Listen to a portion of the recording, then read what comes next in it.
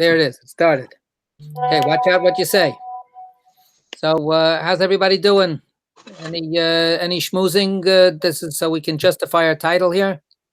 Anybody want to do a little schmoozing? Getting tired of cooking. You? I never thought you'd hear you say that. Come on. Cooking is what keeps me going. What? Cooking is what keeps me going. I like doing it. All right, takes the different strokes for different folks. The problem is Eileen is upset that she's not cooking for like 100. Oh, right. It's okay. You can if you come to Tony's kitchen. We're still cooking. There you go. My father used to say, "Now you're cooking with gas." My father said that too. Right. It was Must be a generational thing. I think it was some kind of like advertisement for something when they first started getting gas into people's houses. So instead of the coal chutes. So yep. All right. Can you imagine if we had to do coal also in this lockdown? How do you think? That would be a problem. So, Well, winter, yes.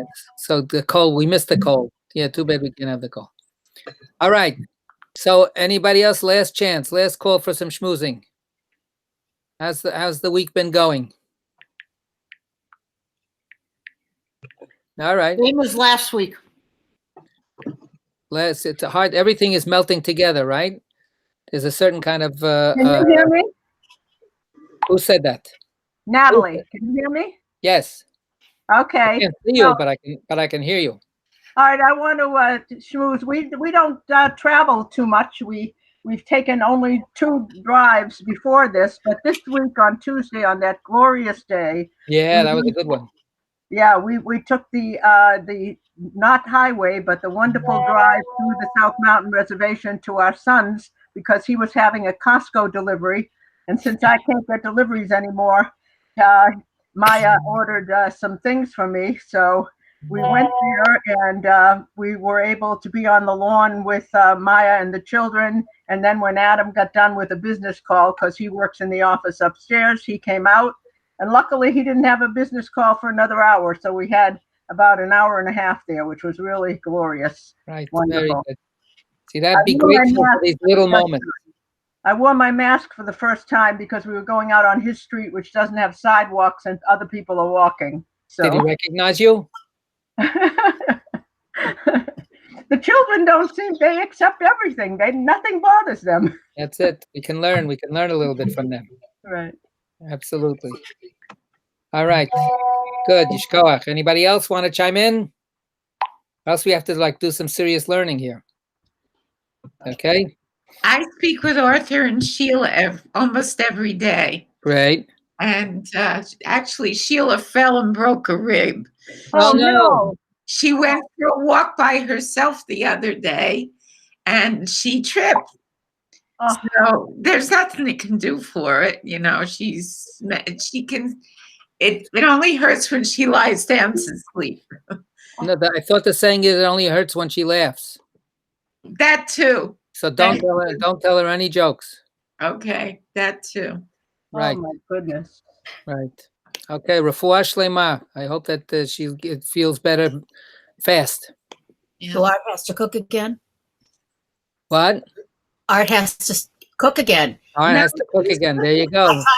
I taught him to be comfortable in the kitchen. All right, you got cooking on your mind. You got the cooking on your mind. She's still cooking. She's okay standing straight up. It's when she lies down that's the problem. Right. Then there's some pressure and something. Yeah. Right. That's the rib she cracked that Art was created out of? I guess so. Oh. All right. I'll tell her that when I talk to her. Right. Okay, good. So it's good to see this whole wonderful full screen of people. And welcome to Schmooze and Torah. I don't know why we couldn't get that to rhyme somehow. But anyway. The Torah portion for this coming Shabbat is a double Torah portion. It's the Torah portion of Acharei Mot and the Torah portion of Kedoshim. They're not very long, either one of them. So on in normal circumstances, when we would be reading them from the Torah on Shabbat, it wouldn't be a very, very long Torah reading, and it's a very dense, rich Torah reading. We're in the middle here, the heart of the heart of the Torah, right? The third book of the Torah is Vayikra, Leviticus, and this is really the center of Leviticus. So it's the center of the Torah, and it's called by the scholars the holiness code, because this is where we really get into various dimensions of Kedusha, of that which is Kadosh. Kadosh is the adjective, holy. Kodesh is holiness. Kodesh HaKodashim is the Holy of Holies. That's the special place that's hidden away inside the temple, inside the tabernacle, inside the shrine. And our first Torah reading talks about the physical place, this sacred place, and the entry of the high priest on the Day of Atonement to bring reconciliation between God and Israel, to cleanse away all of Israel's sins for the past year. The high drama of Yom Kippur. So most of the Torah reading of Acharei Mot is about that kind of expression of holiness. There are other things in the Torah reading as well. There's a long list of prohibitions of certain sexual relations. We've dealt with that numerous times, and it's mostly incest related. And we talked about that it's very, very connected with coercive, secret kinds of abuse that unfortunately are a reality in society and in families, because it's very much a family list throughout time. Just a side point. Unfortunately, one of the really dark aspects of our present lockdown situation, we hear many, many wonderful stories of human resilience and strength and loving and generosity. But unfortunately, it also exacerbates when there are interrelations between people that are broken, that are dysfunctional, and they're locked in the same room together, they're locked in the same apartment or home together. It's a recipe for something bad to happen. And unfortunately, domestic abuse is a chronic issue now. And the helplines and the hotlines have reported an increased volume of people calling. They're in trouble, and they're in serious trouble, because it's almost impossible for anybody to leave now. So this is the dark side, one of the dark sides that we are being exposed to. This whole situation that we're in is a mirror up to every single aspect of the human soul, on the individual level and on the communal level. And what our Torah readings give us is also a mirror on the human soul. So we have ritual aspects of expressing holiness and trying to clean up our act and trying to wash away our sins, the acknowledgement that we sin. The end of the Torah reading of Acharei Mot acknowledges that we engage sometimes in brutally bad kinds of acts against other people. God talks about the word abomination is used, of course, it's famous, but the disgust of God, and saying, if you want to live in this new land that I'm bringing you to, then you cannot engage in these kinds of practices. The land will vomit you out if you corrupt your behavior. You're not being brought into the land to set up a society that should be corrupt. So we segue in that way from a kind of a ceremonial, ritualistic world of holiness, which is really where we mostly today in our common thinking associate that world with. Holy has to do with religion, And then we get into the interpersonal and the societal, and the Torah portion Kedoshim, which means holy ones. You should all be holy ones. Kedoshim to you, be holy, because I am holy, says God. I wrote about this in the Torah Sparks for this Shabbat, and many, many times, in the past. This brings us into a lot of different individual and societal behaviors, commandments, prohibitions, and it's a very, again, very rich portion with very short, mostly short statements. The most famous short statement is the 3-word statement, V'ahavta l'reacha kamocha. Love your fellow, love your neighbor, love your friend as yourself. In Hebrew, 3 words. And there are a lot of these very short statements, and all of these, says the Torah, are part of what it means to live a holy life.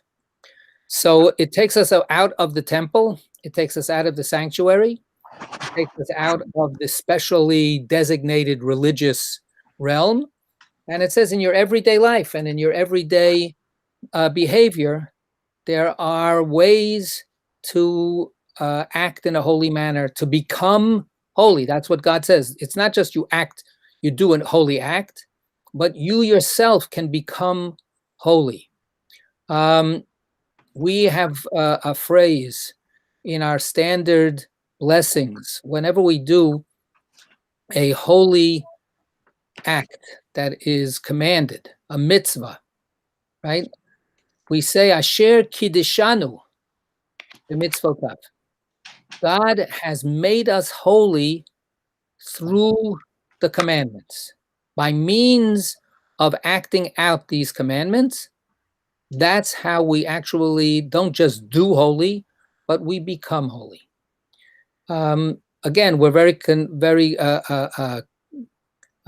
familiar with the idea of holy people in other religions, people who are venerated for being saintly and very, very holy.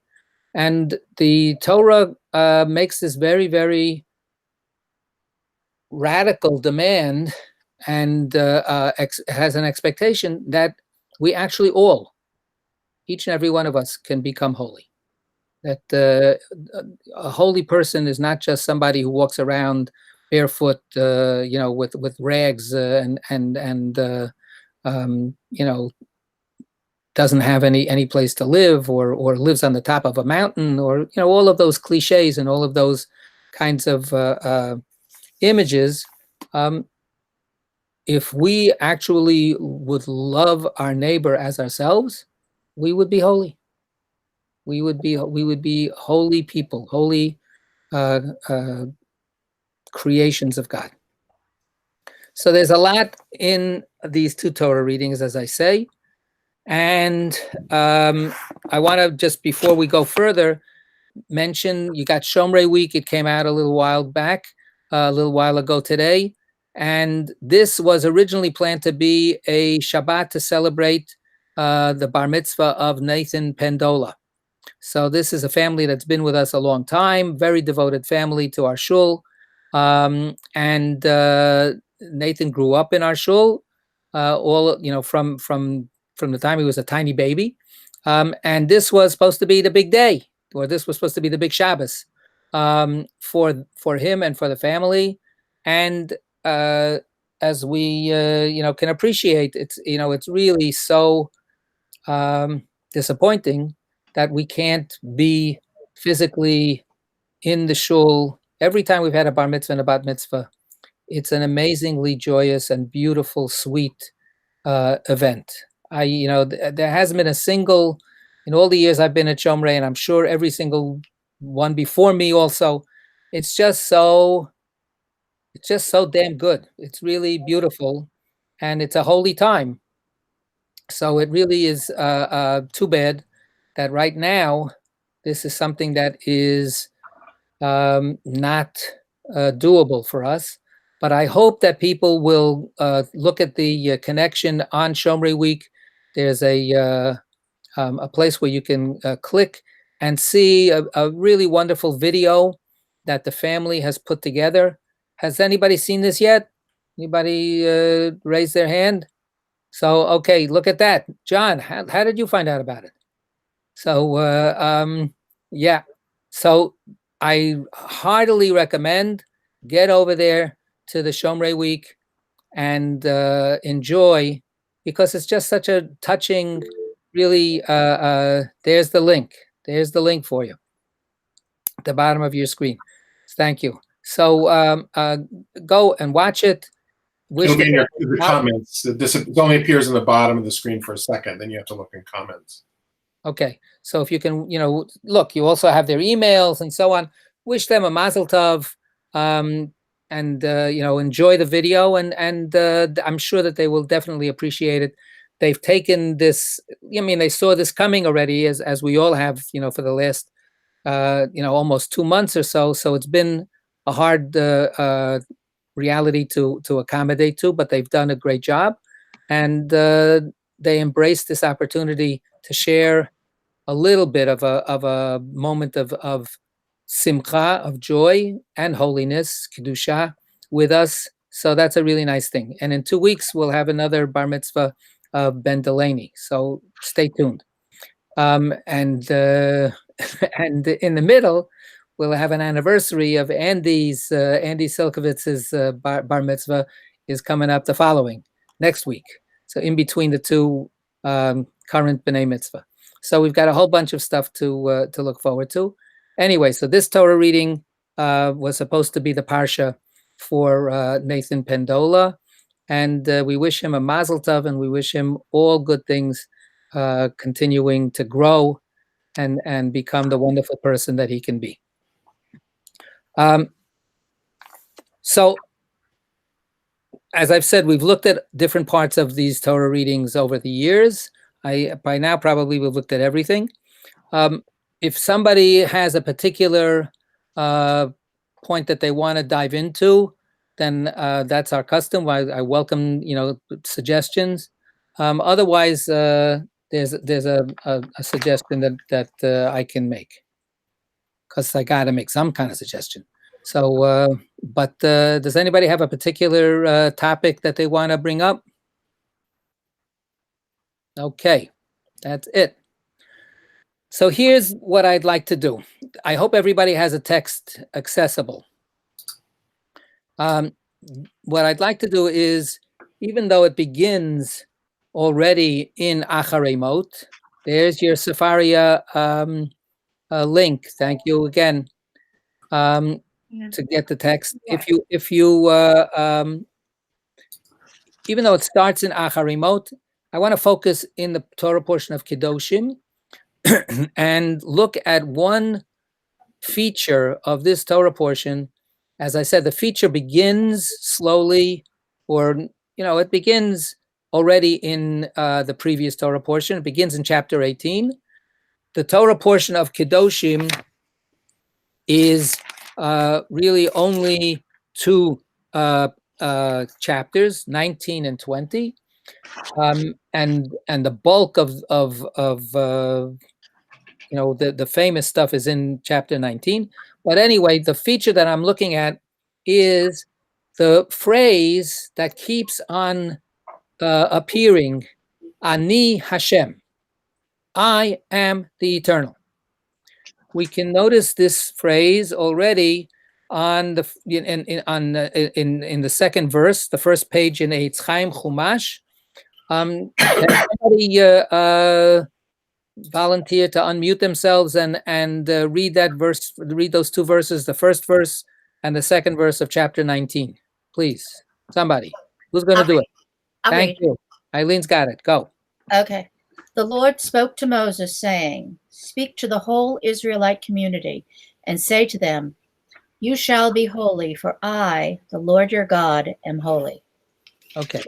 So the first verse, of course, is like our throwaway verse, right? God spoke to Moses saying, and then we get serious in the second verse, speak to the entire congregation, the entire community of the children of Israel. So I just want to highlight that this is special. This is not usual. Usually it just says, Daber el b'nei Israel, speak to the children of Israel. This is one of the few places, don't ask me where the other ones are, I have it written down someplace else. But El Kol Adat b'nei Israel, the entire community of Israel. And all of the commentators notice this, and they all make basically the same point. This is to highlight and to emphasize how fundamental this set of teachings is. God gives the Torah at Mount Sinai. He says the whole point of this is that you shall become Mamlechet Kohanim V'Goy Kadosh. By accepting the Torah, you will become a kingdom of priests and a holy nation. So the dimension of holiness is key, central to what Jewish identity is supposed to be about. And we can bring this into the conversation a little bit later. If you would ask, most modern Jews today to define themselves, in their Jewish identity, I would submit, and if I'm wrong, that I would actually be delighted, but I would submit that the overwhelming majority of Jews that you would ask today, what makes you Jewish? Or what's central to your concept of being Jewish? The overwhelming majority would not say holiness. A lot of people say it's about being, critical and questioning everything, seeking truth, being willing to argue. Some people say it's our sense of humor. Some people say it's our social justice commitment. And each and every one of us could bring up, I'm sure, some kinds of ideas about what makes what's central to the Jewish identity that we connect up with. I think that the truth is that we would almost never hear that concept of holiness as being central to Jewish identity and to what the Jewish way of life is all about. However, in the Torah, that's exactly what is central to Jewish living and to Jewish identity. God says here, Kedoshim Tihiyu, be holy people. Be holy people, because after all, I am holy. I, the eternal, your God. In the English, the way the syntax works, it says, you shall be holy, for I, the Lord your God, am holy. In the Hebrew, the word holy is embedded in the middle of the sentence. It says, Kedoshim Tihiyu, be holy people. Ki kadosh, for holy. Ani Hashem Elokeichem. So the ending is not the word holy. The ending is, I am the eternal, your almighty God. And that phrase, or the shortened phrase, let's go one more verse anyway, just to see that phrase becomes a refrain. Let's look at verse 3. You want me to read? Please. You shall each revere his mother and his father, and keep my Sabbaths. I, the Lord, am your God. Right. So I, the Lord, am your God. Ani Hashem Elokeichem. That is the phrase, or sometimes it just says Ani Hashem. I am the eternal. I am the Lord. That phrase occurs, according to my count, in this Torah portion 20 times. And believe me, that's a lot. That's a lot. So it is literally a refrain. So what I would like us to do is to start reading through this Torah portion. And as I said, it's got a lot of famous nuggets and chestnuts, as we might call them, famous teachings. But let's note for ourselves when this refrain comes up, right? When do we see it? So let's do some, like last week, I think we did no reading whatsoever of the text. So for now, I'd like us to do just, some, at least let's go for now through verse 14, which is the first aliyah of the Torah portion when Kedoshim is separate, and it's half of an aliyah, half of the fourth aliyah when, like in this Shabbat, Acharei Mot and Kedoshim are merged together. So, Eileen, again, if you could start from the beginning of the chapter, chapter 19, from verse 1 through verse 14. Okay. The Lord spoke to Moses, saying, "Speak to the whole Israelite community and say to them, you shall be holy, for I, the Lord your God, am holy. You shall each revere his mother and his father and keep my Sabbaths. I, the Lord, am your God. Do not turn to idols or make molten gods for yourself. I, the Lord, am your God. When you sacrifice an offering of well-being to the Lord, sacrifice it so that it may be accepted on your behalf. It shall be eaten on the day you sacrifice it, or in the day following. But what is left by the third day must be consumed in fire. If it should be eaten on the third day, it is an offensive thing. It will not be acceptable. And he who eats of it shall bear his guilt, for he has profaned what is sacred to the Lord. That person shall be cut off from his kin. When you reap the harvest of your land, you shall not reap all the way to the edges of your field, or gather the gleanings of your harvest. You shall not pick your vineyard bare, or gather the fallen fruit of your vineyard. You shall leave them for the poor and the stranger. I, the Lord, am your God. You shall not steal. You shall not deal deceitfully or falsely with one another. You shall not swear falsely by my name, profaning the name of your God. I am the Lord. You shall not defraud your fellow. You shall not commit robbery. The wages of a laborer shall not remain with you until morning. You shall not insult the deaf or place a stumbling block before the blind. You shall fear your God. I am the Lord. Okay. So we see that there's a kind of in the beginning, the phrase happens in 3 straight verses, verse 2, verse 3, verse 4.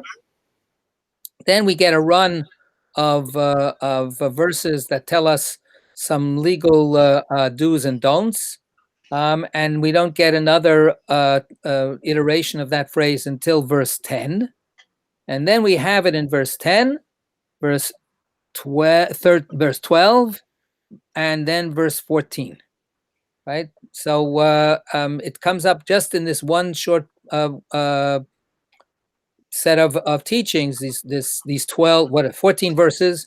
It's already there at least 6 times. So it's like almost every other verse. So I think what I want to ask is why? You know, what it's repetitious. And it's, as I say, when I say it's a refrain, that's sort of like gives an answer of what repetition does. It's a refrain, but what do refrains do after all? So what is the purpose of this repetition? Does the phrase mean the same thing every time it comes up? So it's just a lens to use as we start looking through these various verses and these various teachings. So verse 2 is our topic, right? God says, Kedoshim tihiyu. Translated here is, you shall be holy. In the Hebrew, and in the English too, you shall be holy. Is that a prediction? Is that a promise? Is that a commandment? In the tradition, it's understood to be a commandment. So in a different way of translating it is not you shall be holy, but become holy people. Right? Kedoshim tihiyu. Become holy people. And then I alluded to it in the Torah Sparks. God says, this is not impossible. I'm holy, so why can't you be holy? Of course, our answer is because we're not God. But that's not the way God thinks. Right? The way God thinks is, I created you in my image. I endowed you by your creator with certain not inalienable rights, but inalienable capabilities. You have the capability to be holy. So be holy. And then we start getting these injunctions of what to do and what not to do on the path to being holy. So let's start looking at verse 3.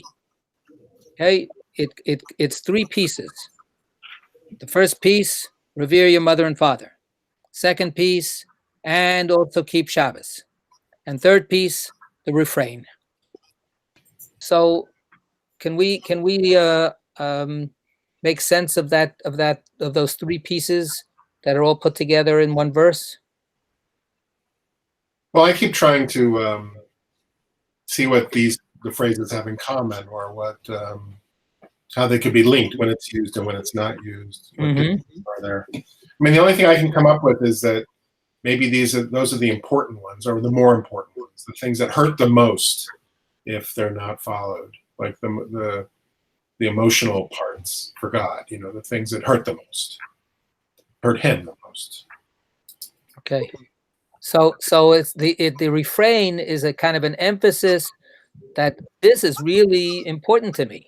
Yeah. This really comes straight to what I feel is the most important, and by extension, and therefore what should be most important for you. Right? If Right. you So want if you do the sacrifice a little wrong, it's not as bad as putting a stumbling block in front. Okay, why do you say that? Because the refrain isn't used. This is just a theory that, right, and it maybe offends God's. Maybe the letter of the law is not followed, and it's not a perfect sacrifice. So you're going ahead and you're noticing when the refrain comes after a very short piece and when it comes after a whole bunch of verses. So if it comes after a whole bunch of verses, maybe those whole bunch of verses don't each and every one of them carry the same kind of weight that the other verses, when it's just that one verse and then there's that boom, there's that refrain, so that verse has more weight. So that's a good hypothesis to hold on to. But let's now try to apply it, as I said, to verse 3. Remember, it doesn't say honor, each person should honor or revere their mother and father. I am the Lord. Each person should keep the Shabbat. I am the Lord. Right? There's the refrain comes after both of them are said, one after another. So how does that work? So it seems to me that this is about when you revere your mother and your father, part of what that is about is really taking seriously what was important to them. And so keeping the Shabbat is, to me, about passing on the heritage and revering what your parents have revered. So that seems to me how those 2 parts of that might come together. They must be linked somehow, those 2 ideas. Interesting. Those 2 ideas are next to each other in the 10 Commandments, although they're in the opposite order. Mm-hmm. I Right. saw it as the mother and father are kind of the basic of a human unit, where Shabbat is the basic thing that kind of glues practice and religion together.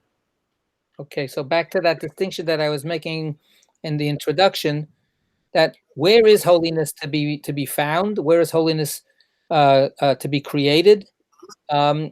So what we have here is an emphasis, number 1, in your family. Revere your parents. That's part of the path of holiness. Second, keep Shabbat, which is a more, as you say, a more religiously centered kind of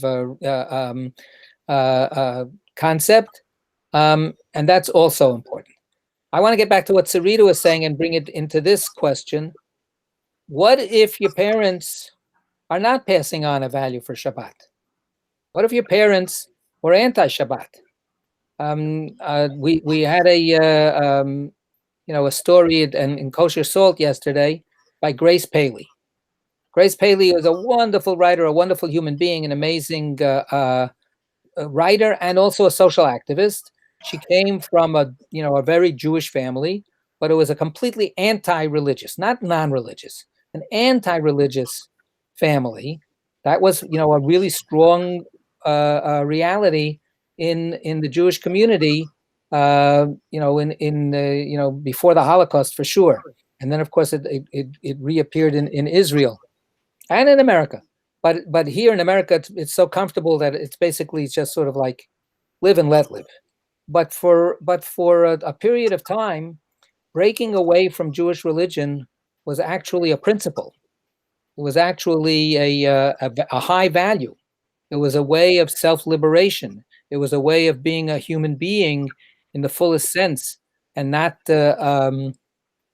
falling into superstition and destroying the human spirit. This was very, very passionately believed by a lot of people. So what happens if the heritage that you're inheriting, the honoring of your parents, you want to honor what they believed in? What happens if that's actually not in sync with keeping Shabbat? Then what? So I'll address that since I brought this up. I think that this is not saying that if your parents don't keep Shabbat, that you shouldn't. However, I think that if your parents have a reason and have not kept Shabbat, and you want to keep Shabbat, you shouldn't make your parents feel bad. You shouldn't castigate them for it. You still have to revere them. That in fact, in some ways, it's a violation of the Shabbat if while you're observing it, you put down your parents. Okay, I can relate to it personally myself. When I was raised in a super Jewish home. My father was a rabbi, but he wasn't an Orthodox rabbi. He broke away from Orthodoxy when he was young, and he believed in trying to create some other kind of Judaism that wasn't strictly observant. And as I was getting educated, because he made sure that I got an Orthodox education, he asked for it. I started, chafing at the difference between what I was hearing in yeshiva and what my parents were doing, because it didn't jibe. It didn't come together. And it was worse that my father knew exactly what he was doing. It's not like he didn't grow up that way and he didn't know about this stuff. He knew, and he had a whole different approach. And it was a very big struggle for me for my whole teenage years, which are a tough enough time to revere your parents anyway. I mentioned before that we're celebrating a bar mitzvah this Shabbos. It's no accident that becoming bar mitzvah is at the beginning of becoming a teenager, because before you're a bar mitzvah, all the commandments that you do, whether you keep Shabbos or you give tzedakah or whatever it is, they're all training. They're all part of an educational training process. You're not really fully employed, so to speak. You're not officially on the roster as a Jew until you become 13 or 12 for a girl. And so when our bar mitzvah celebrates becoming a person of responsibility, imagine it's such a Jewish thing. Finally, you're really now responsible for things. Yay! Isn't that great that I'm finally responsible? It's such a counter modern idea. But anyway, that's when you actually become obligated in what Alan was saying before, the 10 commandments. None of those commandments, you're not a bar mitzvah. The mitzvah has no application to you, except as educationally, socializing the child to become a good person and become a good Jew is all very important. But you're not obligated to honor your parents until you become a teenager. So what an irony it is that that's at the most difficult time, the time when you really want to separate yourself. And sexually speaking, you're waking up and you're becoming, in many ways, not innocent, and in a certain sense, even competitive to your parents. There's a whole realm that you want to be part of that they don't want you to be part of, and all that kind of stuff. All of those tensions start at puberty. They start at adolescence. And that's exactly when the Torah says you have to revere your parents. So it's a whole commandment of saying it's not about what you want. It's not about what you understand. It's not about what you really feel. These are your parents, whether you like it or not. Treat them with respect. It doesn't say love them. It says treat them with reverence.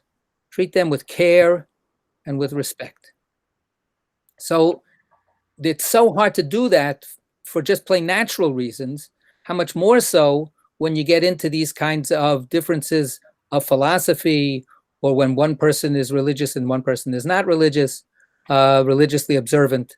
The tensions can be very, very severe. And that's when the Torah says, no, like Sarita was saying, you have to relate to that parent of yours, no matter how differently you see the world. You have to relate to that parent of yours with the utmost reverence and respect, with honor, right? Just a quick note, and I'm sure it's here too. It is in page 694 in the Eitz Chaim. Here it says, Ish imo ve'aviv tira'o, you shall revere your mother and father. In the 10 Commandments, it says, honor your father and mother. So the sages said, one place it says the father first, and now here it says the mother first. What gives? The answer is to show you that they're both equal. In language, you can't put them simultaneous. You can't write the two people simultaneously on the page. So we have to take both verses together, and nobody gets more reverence than the other simply by their station, by their gender, right? This is actually a pretty striking idea in a patriarchal society, where it's taken for granted that the man gets more authority and more respect and so on, that the rabbis went out of their way to say that no, when it comes to your parents, you have to be completely equal. So if Shabbat gets in the way, then you nevertheless have to revere your parents and treat them with respect. What if your parents tell you to break Shabbat? What if it's not just live and let live, right? Let's say I've discovered Judaism. I've discovered a way of life that I feel is really meaningful. I want to embrace Shabbat. And then my parents, who don't get it, who don't see that Shabbat is important, and who do, as every parent does, think that their kids should respect them and honor them. That's a universal. God didn't invent that one, or did God? I don't know. What if they tell you to do something that violates Shabbat? Then what? I think you can respectfully decline. I think you can be respectful to somebody, revere and honor them, and still let them know that there are certain things that are important to them. You want me to go food shopping for you, Mom, Dad. I'm not going to do it on Shabbat. I can do it on Sunday. So I think that there's ways that you can convey that what they're asking you to do is important, but that you do have this value, and that's okay. After all, that you become an adult, right? You became an independent person. You have to make your own decisions. So I think you can do that respectfully. Okay. Any other comments to join into that one? Yeah, I just think the verbs are, in English anyway, revere or honor and keep. So you have to do both at the same time. It doesn't mean obey. It doesn't mean do anything you're told. It means honor. But keep also has a very specific meaning. So keep also means also protect. The word there tishmoru is the same word as when we say may God bless you and keep you, which Yivarechecha Hashem v'yishmerecha, which means may God bless you and protect you, guard you from all evil. Right? You have to guard the Shabbat from any attack, even if it comes from your parents. still you have to protect the Shabbat, but do it in a respectful way.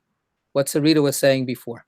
So this is a key kind of challenge. So let's keep that in mind.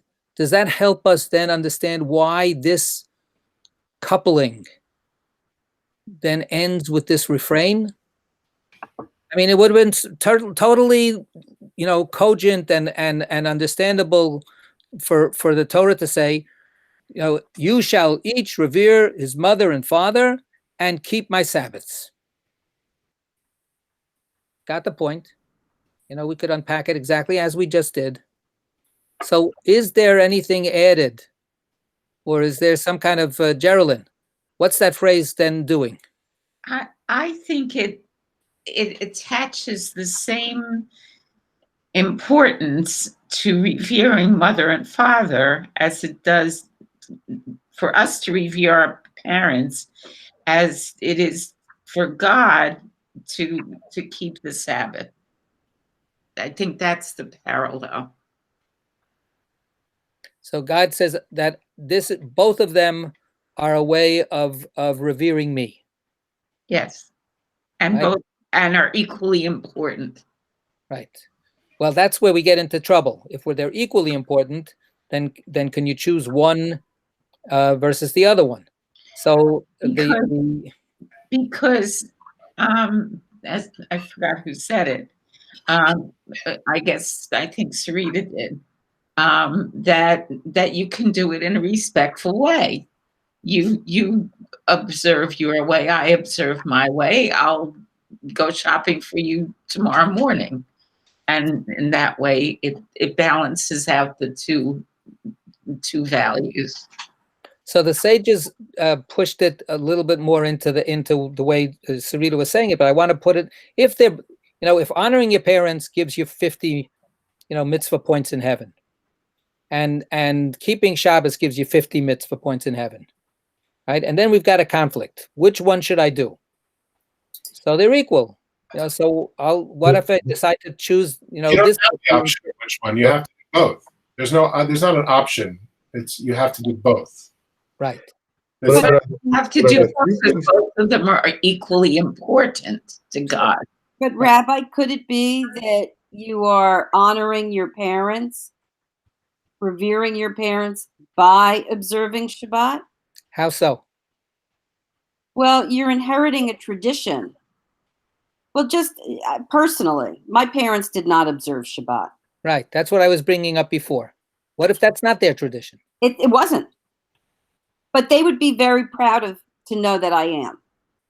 I think it's building, it's regrouping, it's taking something holy that perhaps wasn't done before, and then making them holy and you holy, and then picking up where someone might have dropped off.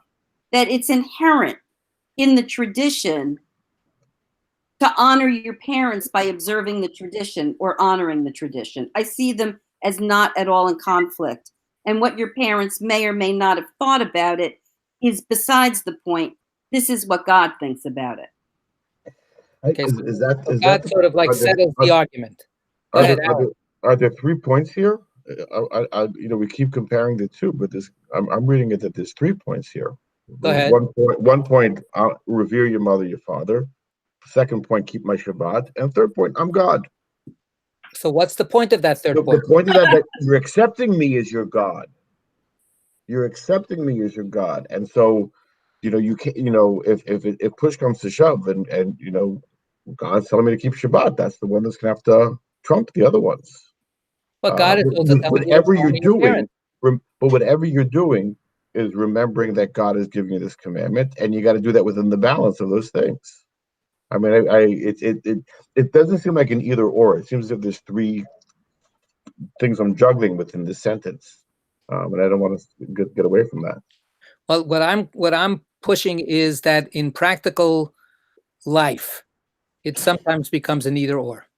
Yeah. Well, if it's an either and or, there could be, if it's an emergency, then God tells you that even on Yom Kippur you would not do go to Yom Kippur, you would take care of the sick or the dying. So Right, if so there's that's not a emergency- conflict. That's not what we're talking about. Right, but that if your parents asked you for an emergency. Otherwise, you can keep the Sabbath. There's no reason unless No, but your parents said, it's our anniversary. We want you here Friday night. You go to synagogue. We don't care. We want you to be here. This is our 50th anniversary. It's very important to us. And if you care about us, you will be here. What kind of child would not come to their parents' own 50th anniversary? And after they've been asked and begged to come. Revere, honor. So I created, good. So I created at least one scenario where people see that there could be something sticky going on. Yeah, but revere and honor does not mean obey. Okay, so this is so what I'm saying is there's another piece here that the God part puts in, which is what's on the parents. So this is from, sorry, I keep freezing and unfreezing. This is my question. Where does the respect the other way come from? Right. And it's always the part of this that I feel that is missing. Because if your parents know that you do observe Shabbat, but plan their 50th wedding anniversary on Friday versus Saturday, there is a lack of disrespect. So then where does the honor come in? Right. So this is a key point. It never says anywhere parents should honor their children or parents should respect their children. But the sages, the rabbis, did think about this kind of stuff, and it's not just a modern phenomenon. The parental conflict is with their children has been there since they were parents and children. And they said, I think very wisely, and to Fern's point, if you want your kids to honor you and treat you with respect, do not treat them in a way that will bring them to not respect you and not want to treat you with reverence. Don't put them in the position where they will be stumbling and doing what's not in what God wants, because after all, they're human and they're going to fly off the handle if you don't respect them. So, and this is something that later on we have actually the last verse that we read, verse 14. Eileen, can you just read that one more time? Sure. Please. Verse 14. Look, you shall not insult the deaf or place a stumbling block before the blind. You shall fear your God. I am the Lord. Okay, so putting a stumbling block in front of the blind or cursing the deaf, these are very concrete situations. And we're not going to get into all the details, but the rabbi said, of course, it doesn't just mean really, really blind people and really, really deaf people. It means people who are in a situation where they are not in full control. And the rabbi said that's the situation of every child with regard to their parents. Every parent has, by definition, a leg up on their kid, right? Because they're the parent. In fact, we know that it's simply a deep truth that our entry into our concepts of God is through our earliest experiences with our parents and our caregivers, right? They are the all-powerful ones. They are the loving ones. They are the people who are right all the time. And they're actually representatives in the flesh of all of the good concepts and maybe also the scary concepts that we have about God. So in a certain sense, what's being implied here is every parent has to then figure out, how do I act godlike to my kid so that I don't put a stumbling block in front of my kid? Because my kid is blind and my kid is deaf with regard to me. My kid is in a compromised position. My kid is vulnerable. right? From the beginning of their growth, they are the vulnerable ones. So the ethical, the moral, and the holy obligation starts from the parents, right? As I said before, actually, the obligations of the kids don't kick in until they're in their teens or 12. So the parent has 12 or 13 years of training their kid where they are the complete boss. They are the complete godlike, all-powerful figure, and they are the sustainers. They are the judges. They are the as I said, the lovers. They are the ones who are nourishing and pouring into this young body and soul all of the ingredients that will then cook in some kind of way to make this individual. So if you want your kid to revere you, you have to pour into that kid the right ingredients so that they will revere you. And reverence doesn't come. Reverence is not the same thing as panic and an abject fear. Reverence is an appreciation, right? So reverence for your parent is only going to come if your parent brings to your common experience together qualities that make you appreciate them. So you have to, as a parent, not put your kid into a situation where they will, feel betrayed or feel put upon in that kind of way. So there's a mutual set of obligations that end up all meeting back in God, right? One of the ways to think about that refrain here is, I'm God who creates this conflict. I'm God who creates the obligation for each of us to actually balance these kinds of conflicting values. We would love to think that as we go through life, to be a good person, you just like go from one good thing to another. You just do this mitzvah, and then you walk along, whistling, and you go to another mitzvah, and then afterwards you go to another mitzvah. It's not the way life works. Life has a lot of competing, conflicting calls upon each and every one of us all the time. And it's not just about whether we should do good or do bad, but a lot of times it's about, should I do this good thing or should I do that good thing? How many of us are inundated today with all kinds of questions about, should I support this or should I support that? How do I spend my time productively?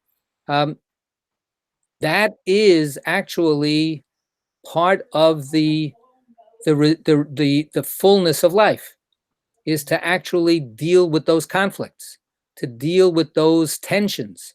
We had a little bit of a discussion in the Talmud group on Sunday, where the Talmud goes through, what if here's a mitzvah and here's another mitzvah, and you can't do both at the same time? How do you do it? What comes first? What comes second?